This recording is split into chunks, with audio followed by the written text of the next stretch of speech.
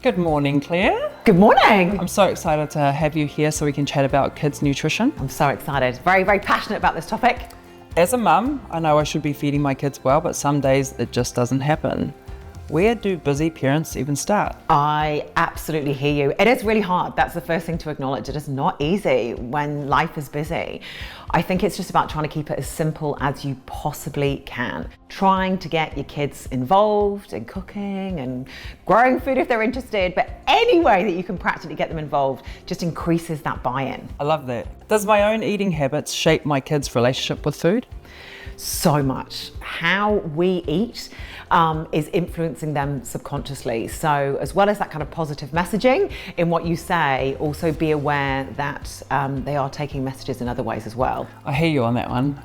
My son is type 1 diabetic, and therefore I have to be an example for what I eat and making sure that he kind of sees that. My daughter, on the other hand, couldn't care less about fruit and vegetables, and sometimes that is quite a challenging one for me, but we do our best where we can. Yeah, and I think the other thing with that is that different children respond differently, right? Not all kids, just because they're kids, are the same. So sometimes we have to take slightly different approaches for different kids, but overall just positive messaging and knowing that they're watching you is something to be aware of.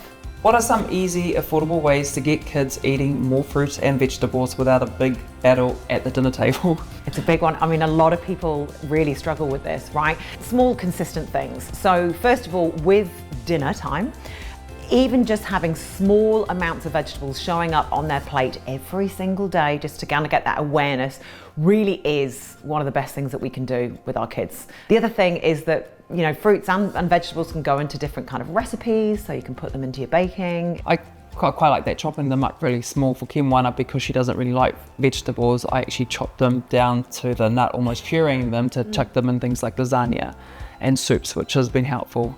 And then it's funny because when she does eat like a couple of peas, she's like, "Mum, I ate some peas." I'm like, "Congratulations." Then she replies, "Well, do I get a treat?" I'm like, "Bro, out of here." Yeah, that is not happening. Yeah, I think one of the things also is give your kids vegetables when they're really hungry. If you are giving them vegetables as an option alongside, you know, some crispy chicken and some potato wedges or whatever, and there's vegetables on the side, they're less appealing than the other two, right?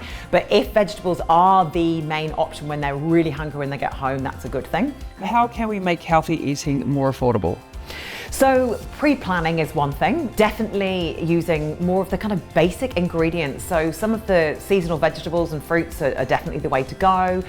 Frozen vegetables can be great as well. Also bulk cooking, big fan of bulk cooking. So if you can buy certain foods on special and make the most of that and then have them in the freezer, that definitely makes things more affordable.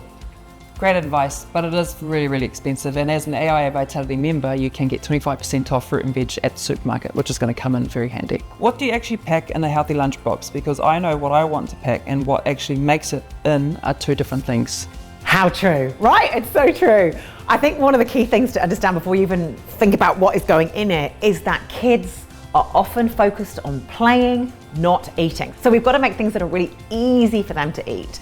So from a nutrition point of view, we want some carbohydrate in there. So that could be a sandwich, it could be a wrap, bit of protein. To be honest, for my kids, it's mostly cheese and the occasional egg, and then some fruit and vegetables, right? But it's okay if it's similar every single day. You can mix up breakfast, you can mix up your dinner much more easily than lunch boxes for the majority of kids.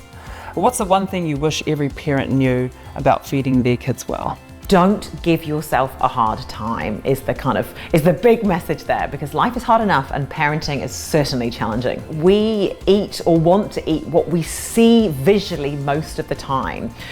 So we actually just need to kind of flip that and put the biscuits and treats or whatever else that you have up high, and then have chopped up vegetables in the front of the fridge so they're easy to access. It's definitely something to consider where your food is and what is easily available for your children.